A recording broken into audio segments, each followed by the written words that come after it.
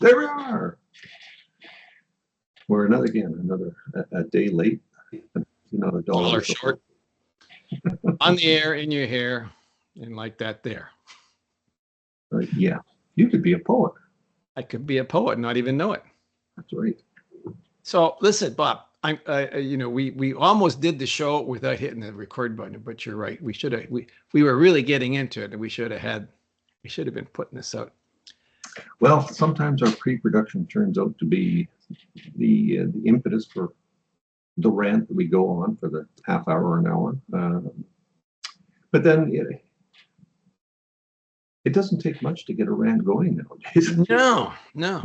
This morning it got off to a good start when we discover we're going to be paid off by our own government again with our own money. Again. And you change the title of the tax to something else, where it looks like I'm giving you something for nothing, but I actually stole it out of your pocket long ago. And then the ironical part about this whole thing is that this now becomes income, which becomes subject to tax again. Yeah, that's right. I mean, you talk about stupid people. This is the government says I'm going to give you $700 something if you qualify for the grocery and benefits tax, which we used to call the goods and services tax credit. Wait a minute, you already took that money out of my wallet. Yeah, but I'm going to give you some of it back, and you should be really happy for it.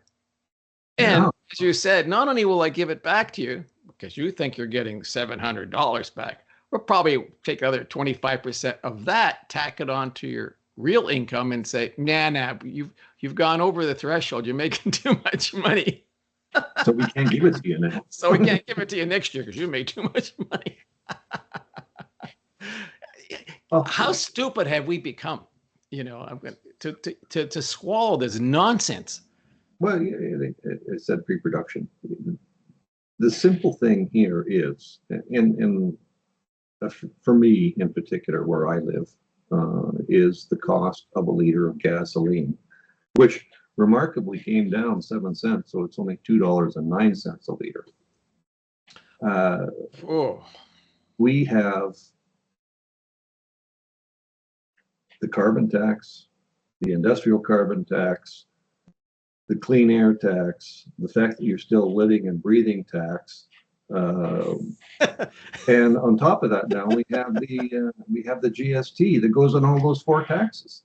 So we have a tax on a tax, which is taxed in a tax. You want to cut things down. You want to make things affordable for people. One, cut the taxes, which I know is going to be hard to do because then you won't have the billions of dollars to ship around the world to help poor people in Africa or in Ukraine, or to subsidize some study on the gender equality of the newts in a swamp in the Philippines. But we've got people who are lining up at food banks here in Canada, Well, about a year ago, we had an episode. Remember, we talked about the toxic empathy that Canadians have. We don't give a rat's behind about our neighbors, but we sure do worry about someone halfway around the world we'll never meet, about something they don't care about, and will never be thankful for our largesse. And we're giving away billions of dollars. But we got to make sure those victims that we have created are looked after. But our victimhood, well, that doesn't matter. No. That's just well, I guess it goes back to what people, and I've never read the book by our current leader because I refuse to pay anything that would go into his pocket. But it's the title is Values and something and whatever and blah blah blah blah. But the reality is what people are summing up is you will own nothing and you will be happy.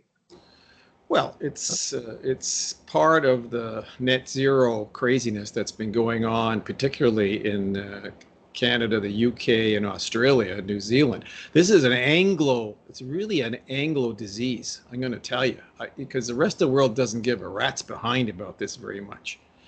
And while you might say, well, isn't the US an Anglo place? Yeah, well, except that they have a whole different approach to this. There's actually challenges going back and forth. It's not a uni-party system that we Yeah. have in this country. Okay, for the longest time, I thought that's just bogus. We have conservatives and we have liberals and we have the screwballs in the NDP. Well, you know what? The screwballs in the NDP are really the screwballs, but the conservatives and the liberals are really the same coin, just different.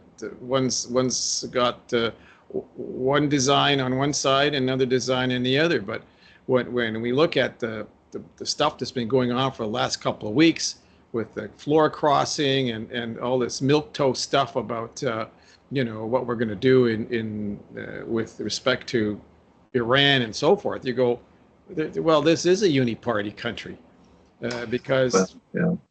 it's a pretty odorless, tasteless bunch up there. The only thing they all agree on is how to fill their pockets. Oh, and when to take 2 weeks off right in the middle of, a crisis. Apparently, it doesn't matter, what's going on. They always seem to be able to take holidays right in the middle of whatever's going on. We had that when our current leader decided that he was not going to have Parliament come back, even though we were facing the most existential crisis since the Second World War in the leadership of the Americans. I mean, it's just all. I think the fact that most politicians have a problem with integrity is the four-syllable word, and they don't know how to spell it. And it really doesn't matter whether you're an NDP, whether you're a liberal, whether you're a conservative, whether you're a green, whether you're a bloc. The fact that not one of you, well, pardon me, all but one of you decided that they didn't want to take a pay raise on April 1st kind of tells me where you sit. You're making 3 times what the average Canadian makes. If you have any integrity at all or any empathy, nobody in the House of Commons would have taken a pay raise. Your MP summed it all up in a statement. I did this because I wanted my constituents wanted me to do that, which I understand probably is not the case. But it was going to be good for the riding because apparently she gave the housing minister, who used to be a former mayor out here in La La Land, and screwed up the housing in Vancouver, and is now screwing up the housing on a national level, has all of a sudden given her a list of things that they would be happy to help now that she's wearing the red instead of the blue. It's good for her. And it's good for her. Yeah. And that, to me, that's a real tell. What do you mean it's good for you? Well, it is, because now, and somebody, again, tinfoil hat's just gone on.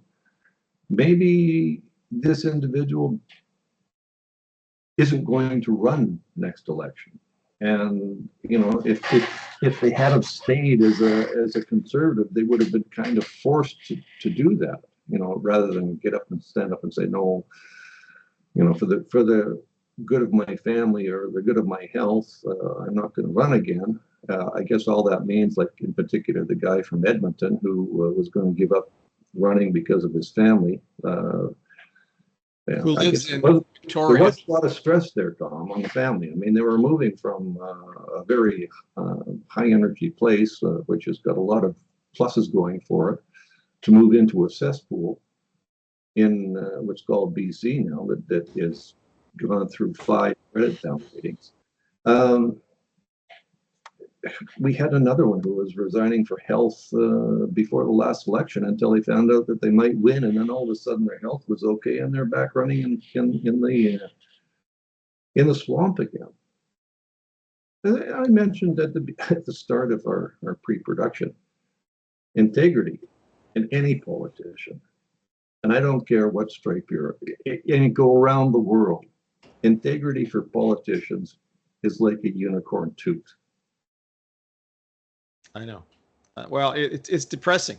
After when we spoke a couple of days ago and planning for today's broadcast, it was clear that this whole sort of unethical, unprincipled behavior that is being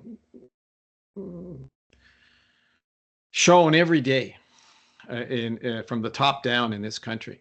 This is not leadership. When the top of the leadership pyramid is projecting this kind of deceit.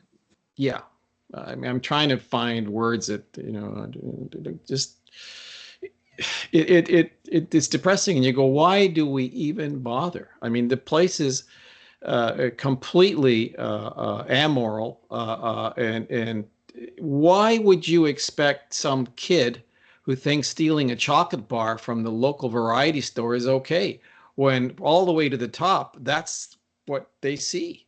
Yeah. Okay. Yeah. If the leadership at the top is happy to lie to you, to steal from you, to make up all sorts of stories, make you the victim of something that is nonsense, and then they play this virtue signaling game of these things that we're doing for you, then what do you expect from the kid stealing the chocolate bar? Because hey, so why shouldn't I? Everybody else is doing it. I mean, to me, that's what's happened in this country for the last number of years. This kind of, I don't care what the rules are. I have my rules, and your rules can go take a flying leap at the moon. I mean, this is a kind of an underlying malaise that's taken hold here, where truth are lies and lies are truth. I mean, it's very strange. Well, and I did see, I don't know, social media feed or maybe on the Flyby News or something, that a judge in Nova Scotia has given a Nigerian man a lesser sentence so that he won't be deported. Now, what is this telling you and I? If we had done the same thing, we certainly wouldn't get a two-tiered justice system on that. We get whatever the maximum benefit of the law could afford. So what are we telling? Well, we aren't telling it. No, we're being told. Here's the difference. There's a top-down evilness that comes out of this stuff. I'm sorry.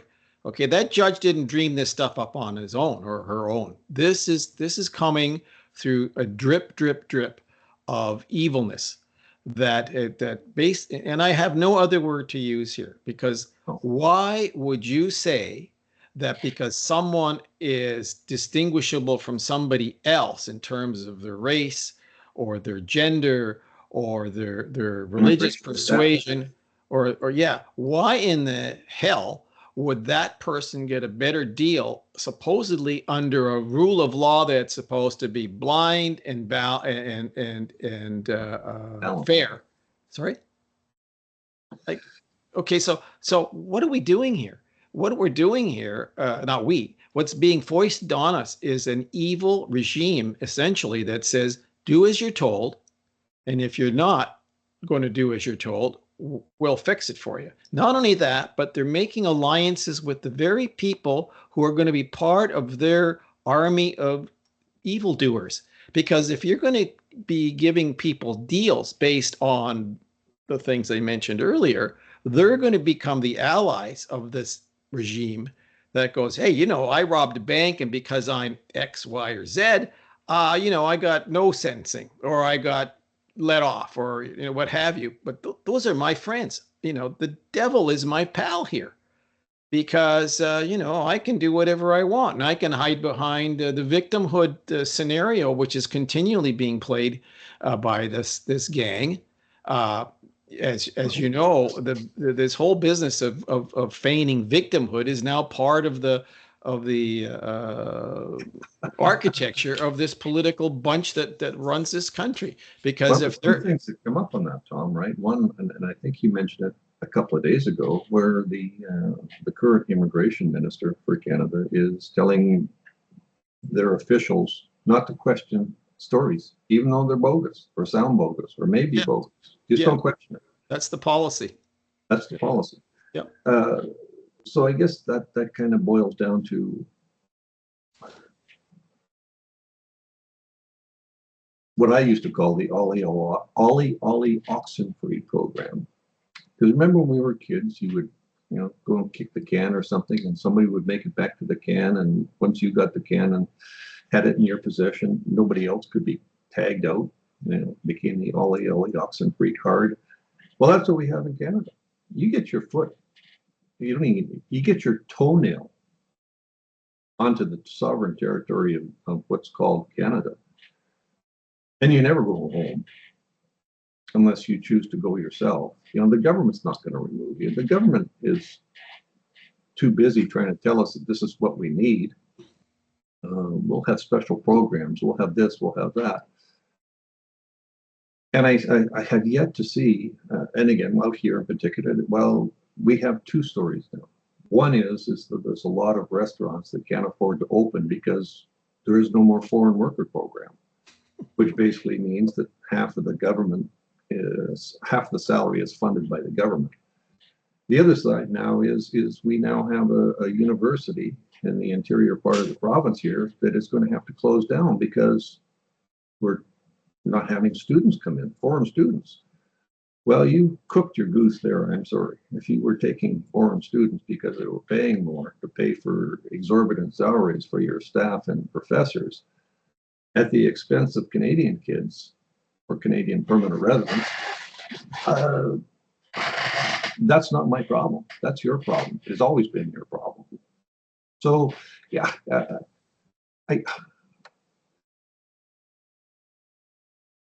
I fear that now that we have our current regime moving closer and closer to a majority, that this stuff is just going to be foisted on us, left, right, center, up, down, and sideways, and we are going to have absolutely no say in the matter, and it'll be like apparently his book says, we'll own nothing and we'll like it, and you will do as we're told and you'll like it. Yeah. Well, that's the whole net zero approach, which is bankrupting every country that's doing it. So whether you're talking the UK or Australia or Canada or New Zealand or even in the US, it came to their senses and said this net zero stuff's going to stop. But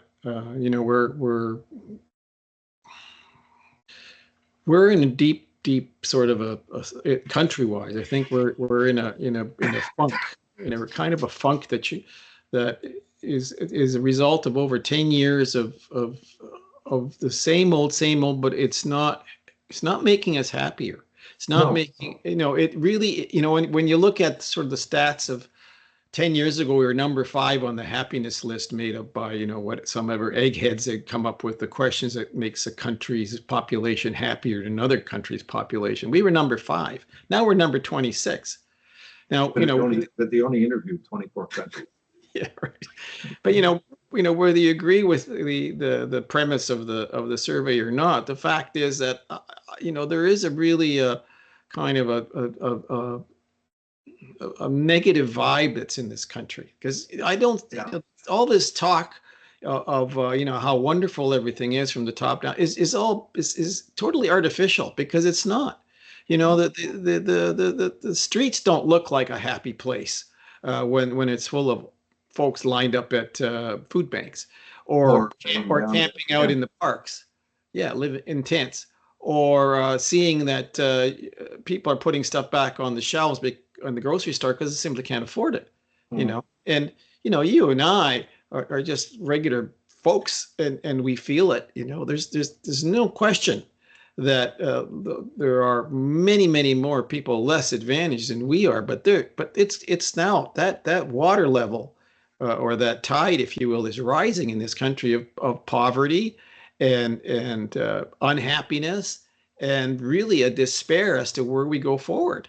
Because this whole business of the unethical behavior from the top down, I think that really is the rot that's set in here, because the high water mark of what I think is totally unethical behavior is this government, which buys off people from the opposition party. Now, those people didn't have to go, because they were scumbags to begin with. I'll tell you, if you like this woman here in Lambton, Sarnia, that decided overnight that she just whatever is going to happen is good for her and good for her constituents, it's all BS, and we know it.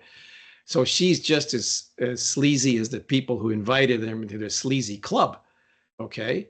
And so the projection from the top down is sleaze is good. And if you're on our side, you get to get something out of it. If you don't, well, tough luck. Okay, and they continue to promote this unethical lack of integrity.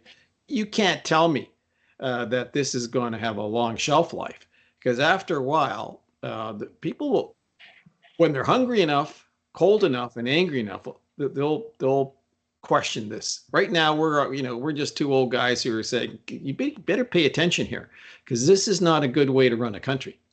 Well, and again, we've mentioned it on several of our broadcasts about just look at history. And we are very, very close and in parallel to what was going on 100 years ago with the rise of an individual in a particular European country that was basically gaslighting his own people, doing things that made everybody feel warm and fuzzy. Yeah, and it didn't turn out well 16 years after the fact. Now, yes. I hope that it doesn't take 16 years here for people to wake up and smell the coffee. But as we mentioned before, with the average Canadian voter having less of a retention value than a goldfish, we could be going on for 2 decades or 3 decades or centuries before we finally wake up. No, the pace won't last that long. I'm talking. If this continues, first we're going to run out of money. Then the people are going to run out of patience, and we're going to run out of political runway. Again, with what's happened in the last couple of weeks, I noticed that the Ottawa elites are ignoring the fact that there are 2 provinces in this country are going adios. We're reading the tea leaves here. Mm-hmm. I have a lot of respect for Quebecers and Albertans who are going, you know what, this BS that we're being fed, it's very low cal, and it's not enough to sustain us. Mm-hmm. Yeah. So and they're deliberately ignoring this, but trying to play this stupid game of we're the pan-Canadian party. You're not. This is complete nonsense. There is no pan-Canadian party. Let's be perfectly honest here. Neither the Conservatives or the Liberals or the NDP are pan-Canadian anything. They have pockets of power. Mm-hmm. Okay? And that's all there is. And the Liberals have pockets of power in 3 urban centers, and the rest of the country can go pound salt. So that's true. And again, that shows up, and I believe it was on one of the Alberta Independence news feeds. When you just take a look at how unequitable our system is. As soon as the polls close in your particular province, yeah, the election is decided. It doesn't really matter how Manitoba, Saskatchewan, Alberta, British Columbia, the Yukon, Nunavut, the Northwest Territories could vote blue for Conservatives, and it would not amount to a hill of beans because the election has already been decided basically by the population in Ontario. And then you take that next fact is you get, what is it, 4 senators for Alberta, and 6. You have 6, and then you 6. Have 8. PI's got 4. They got 6. Yeah. Yeah. PI 200,000 or whatever population in Alberta with 5 million plus. So no, look, the system is totally messed up, dysfunctional. Okay, it should have been dealt with decades ago to bring it to make it equitable. I mean, I hear this word equity all the time by these jerks. There's no equity in our system. Okay, yeah. What we have is an elitist oligarch bunch that runs the place. But we've been over that before. What I see here though is I say that when you can actually float balloons about joining the European Union, this is a screwy place, because that is so out to lunch idea that you go, as you've mentioned too, with part of what you did, there is a lot of things in the European Union Charter that they would have to reopen and renegotiate and reevaluate to get somebody who is not even on the continent of Europe into there. Like, I'm sure the question basically went out to the people who said, what do you think joining the European Union would be a good thing? And then they would kind of have this deer in the headlight look. But like that would mean that you could go and live in Portugal. Oh, well, I support that. Yeah. And, it just becomes totally screwed up. It's Okay. like our voting system. Like, I've got neighbors in my neighborhood. Would you vote for I don't like Polyev. Would you vote? I don't like Polyev. But the guy that was here, the girl that was here, did a really good, but I don't like Polyev. Yeah. So, I mean, we are, again, we fell 10 years ago into a guy who wore really groovy socks and had nice hair, which apparently were the only things that really mattered on how you ran the country. We've now come to a guy who looks good in the suit and wears black shoes. Neither of which really say you're good for running a country or But not. we've got, it's not the guy, Bob, you know that. It's the people who are pulling the strings on the guy. The guy is a puppet.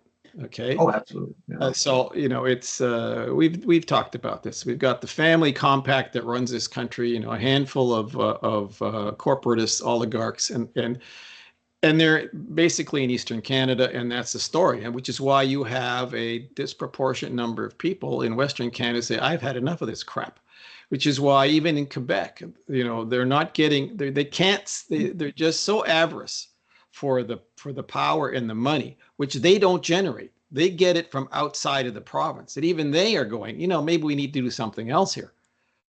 Okay, because there's just it just doesn't, it doesn't add up on all sorts of levels, and the metrics they use to promote this false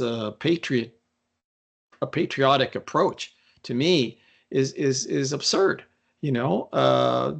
Because you don't agree with the liberal net zero philosophy, then you must be some sort of a phobia person, or an ism person, or all those other hyphen ISM hyphen phobia hyphen. And if you actually have the audacity to feed back verifiable fact to me, you're just making me a victim.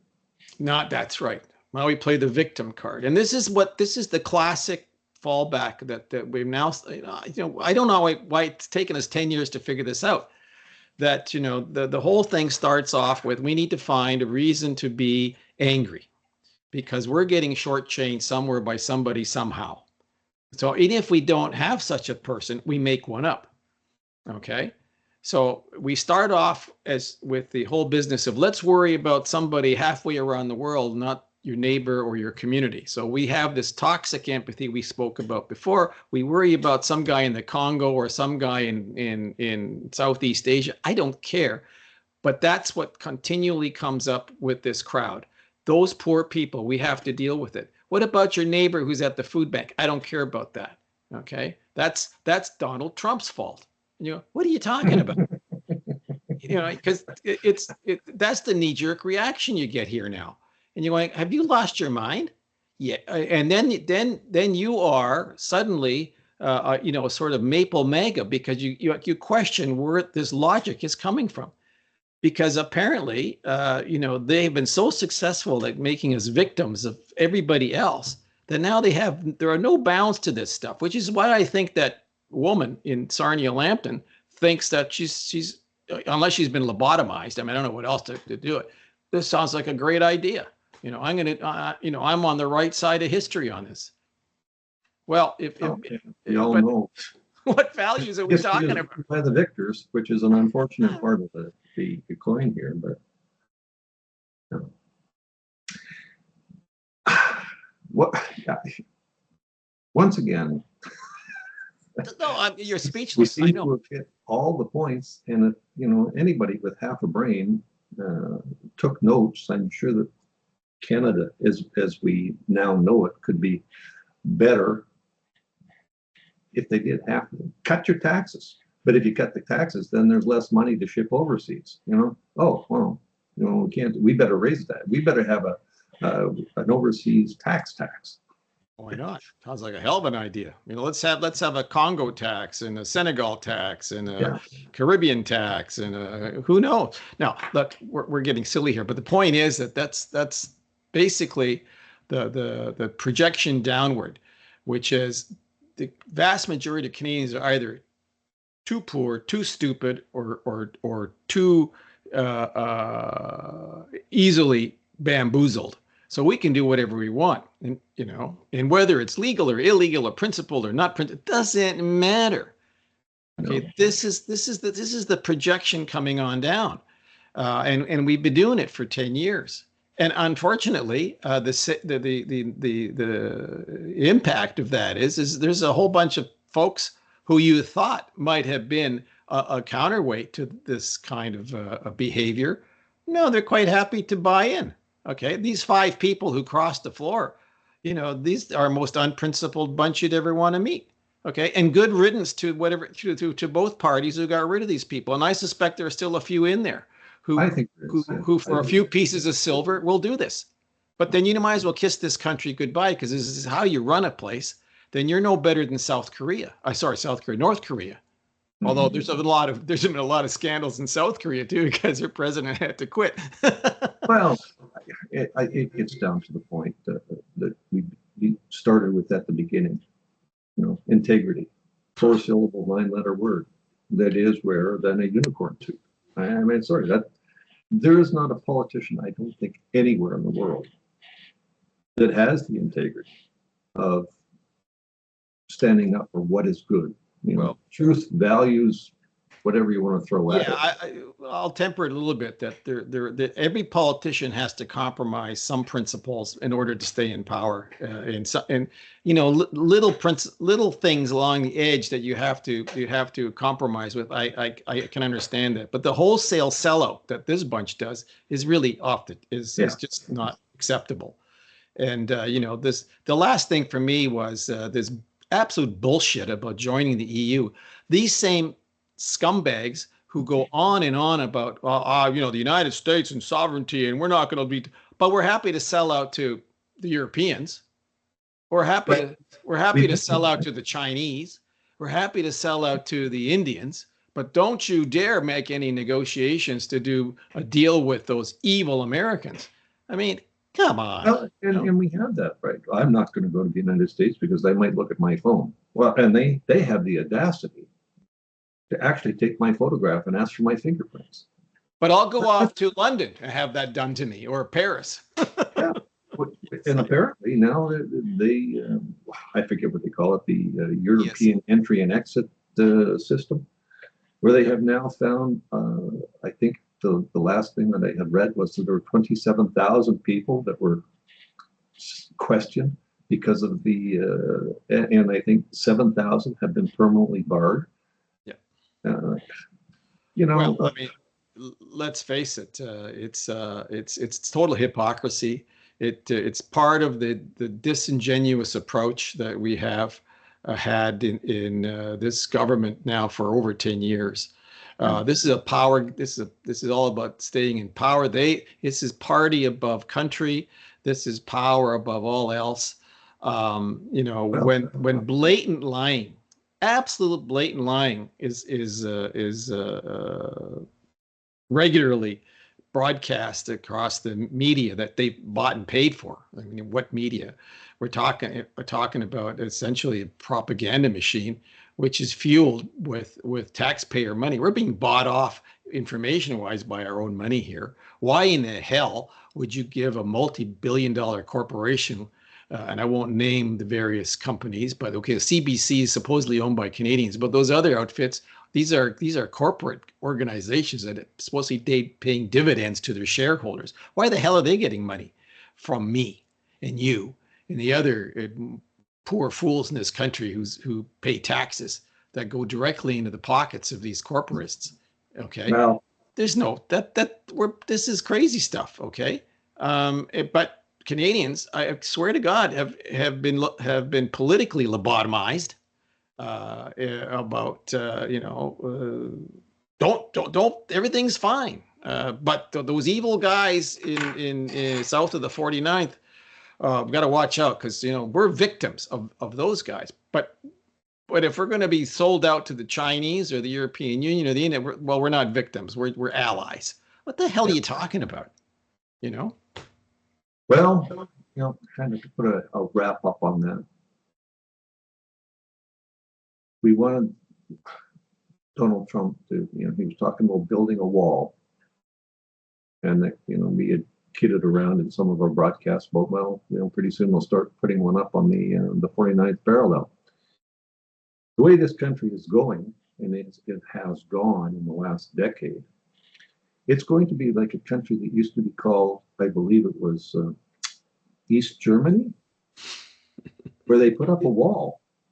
And the wall wasn't really to stop people from going in to see the utopia. It was the wall that stopped people from leaving a hole to get to utopia. That's right. East Germany was a classic example in a way of what we're doing now in Canada. We don't want you to leave. We're going to make it difficult. In fact, they're doing things now with relationships with the U.S. that if you're going to live in the U.S. as a retired person, your Social Security payments might not go to you anymore. In other words, what you earn in CPP may not be transferable into the U.S. This is part of sort of the thinking of how do we keep people in the money in Canada. There's all sorts of rumors going out there that the various monetary and tax tools that the government can use to keep Canadians from actually spending their money outside of the country, particularly in the U.S. So these people are not done with us yet. I mean, No. because they will hold on to power with their fingernails, no matter what happens, because they still are very confident in the fact that they control the media, they control the narrative, and they have a really good base population of the stupid and the bought off, because that's where when you can buy off 5 people in the opposition party in a space of a few months, there's a program underway here. Okay, what you couldn't do democratically, you'll do with the checkbook.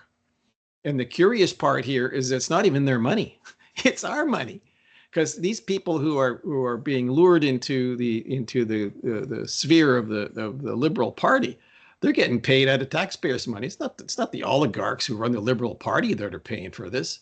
It's you and me. Okay, that's how clever and sleazy these people are. Yeah, no. Okay? You can't. This doesn't happen anywhere else in a democracy, even in parliamentary systems. This doesn't happen. Okay, it just doesn't happen. People quit and they walk away, but they don't walk across the aisle. They okay, keep paying me more money and I'll be happy. That woman, and I won't even use her name. That woman who crossed over the last side, she's as unethical as they come. Okay. And I saw her waltzing around at the Montreal, at the Liberal annual convention in Montreal last couple of days.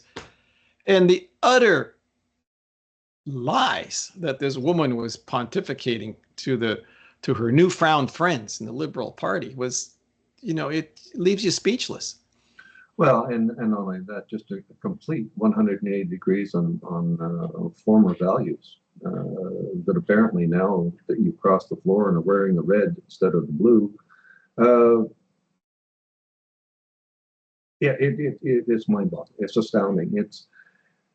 And I would think that if there was a by-election, like she really had said, should have a by-election, I would doubt very much that she would be elected. But then I think, to me, the key is going to be in these 3 elections, and I apologize to our readers and listeners. It wasn't the 9th that the by-elections were going on. I confused that with another famous day called Vimy Ridge Day,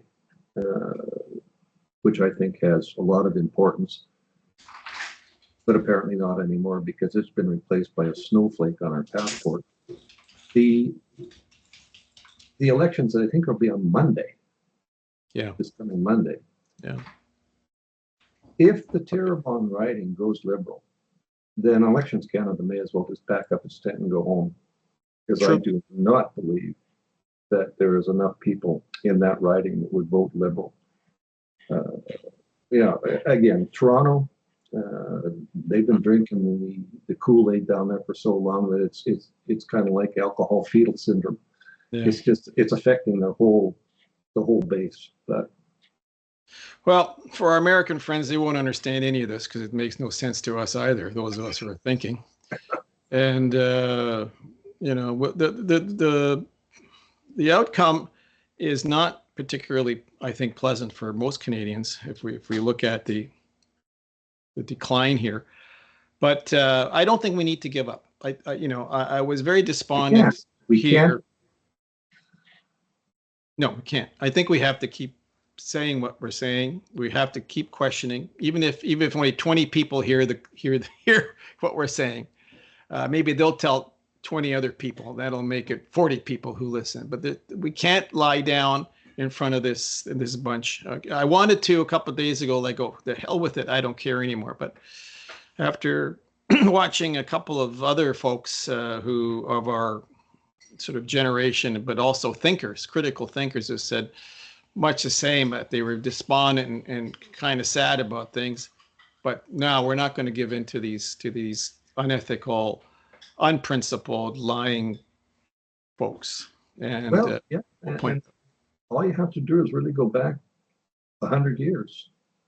And if you had have asked the average German citizen, it would have been exactly what you're hearing from the average Canadian citizen right now. The government's doing a good job. They're doing a wonderful job. They're keeping this, they're protecting that. Yeah, sure. And really, if you read the history a little bit farther, after the mid 1940s, it didn't turn out to be so well. No. So, all right. Well, on that positive note, we'll call it a day. Or another week has gone by. Another week is, yeah. And again, hit the like button. If you can buy us a copy, buy us a coffee. We'd certainly appreciate that. Yeah, absolutely. And we'll be back in your hair and on the air a week from now. There you go, that Polish stuff again. Yeah. All right, Bob, stay safe. You too. Keep the faith. We have to. Yep. Cheers.